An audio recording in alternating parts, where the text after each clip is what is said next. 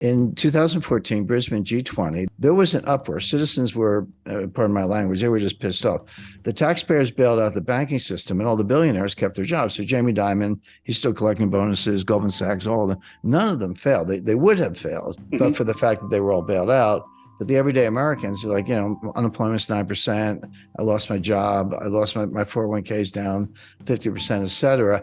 So there was a political reaction to that. So in Brisbane in 2014, they came up with not the bailout theory, but the bail-in theory. And bail-in means that if a bank fails, the investors, the stockholders, the bondholders, the depositors, they have to basically pay off the creditors. They have to pay off the depositors, and only when there's nothing left would the government maybe chip in. So what? And they put the world on notice. The insured amount in Europe is 100,000 euros. U.S. is $250,000. But the whole world was on notice. That's all we cover. Over that, you're on your own. What the FDIC did on Friday was actually consistent with what they all said they were going to do in 2014. It was a bail-in. And if you had $1 billion deposit, you're going to contribute to the rescue. Within 48 hours, they did a 180-degree turn. They completely blew away the $250,000 insurance limit. They said, we're guaranteeing all the deposits, multi-billion-dollar deposits. By the way, a dirty little secret about what happened at the White House. I said that, the Silicon Valley billionaires were all crying about all these little startups and all this stuff.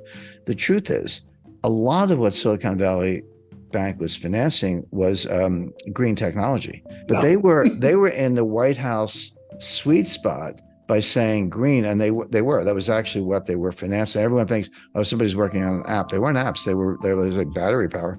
So they get bailed out. At the same time, on Sunday night, now we're talking March 12th, they closed another bank, which was Signature Bank. Something about S, Silvergate, Silicon, Signature, all the S's were going down. Now, Signature Bank was another interesting case, which was Barney Frank was on the board of Signature. And if that name rings a bell, just think of Dodd-Frank. Dodd-Frank, 2010, 1,000-page legislation. I know I met Barney. I know Chris Dodd very well. That was supposed to solve all the problems of the 2008, 2009 financial crisis, et cetera.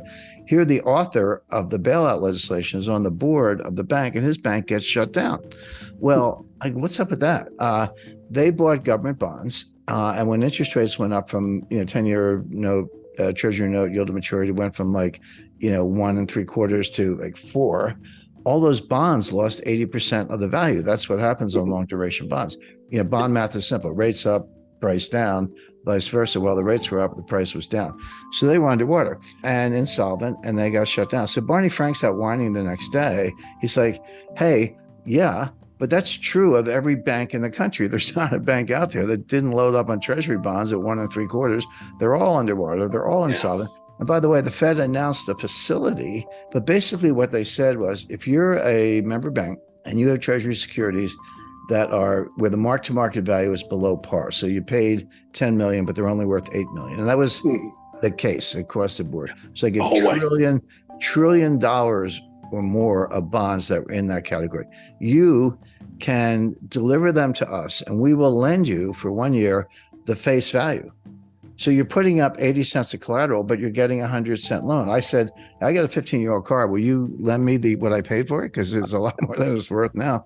But that's what they did. So now my head's spinning. I'm like, well, I get all this stuff, but I'm like, oh, so you just guaranteed every deposit in the banking system without limit, and you just guaranteed every treasury bond at par value without limit.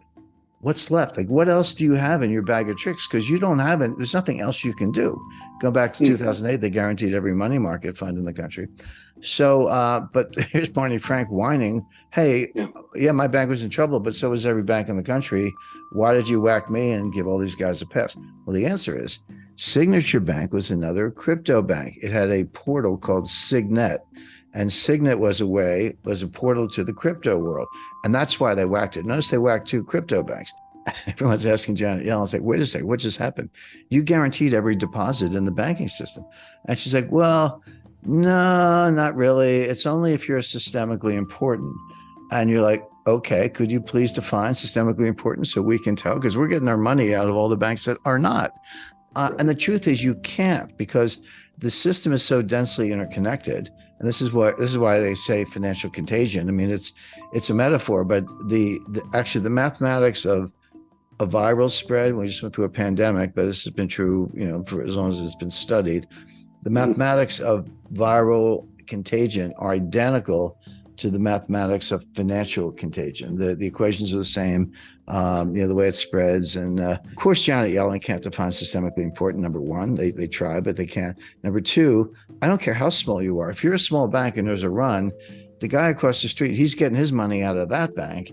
And again, it's like COVID. It's like it just keeps going until the system collapses, which means by definition, just by the dynamics, there's no such thing as a bank that's not systemically important, because they're all connected. Even the little banks are borrowing from the big banks, et cetera. So Janet Yellen hemmed and hawed and didn't have a good answer. She never does. She's not that bright. And so there we are. So the Fed has guaranteed every bond at par value, even if you're worth 20% less. And the FDIC has guaranteed every deposit. And Janet Yellen can't give you a good definition of what's covered and what isn't. Okay. Now a week goes by. What's on tap for the next weekend? Again, Friday night press release, shotgun wedding, Credit Suisse and UBS. Now you're talking to big guys. These are two of the biggest, oldest banks in the world. I think Credit Suisse have been around since the 1870s, maybe, and I'm not sure about UBS, but they were the two biggest banks in Switzerland. So Credit Suisse fails, and they get taken over by UBS. Okay. And now everyone's like, what's next? Who's next? And there's a list. I'll go through it in a minute. What factors come into play? How can I think about whether a bank is likely to fail or not, regardless of whether they're getting bailed out? And there are two metrics that are really good. One is look at the ratio of uninsured deposits to total deposits. If that number is more than 30%, you're a sitting duck.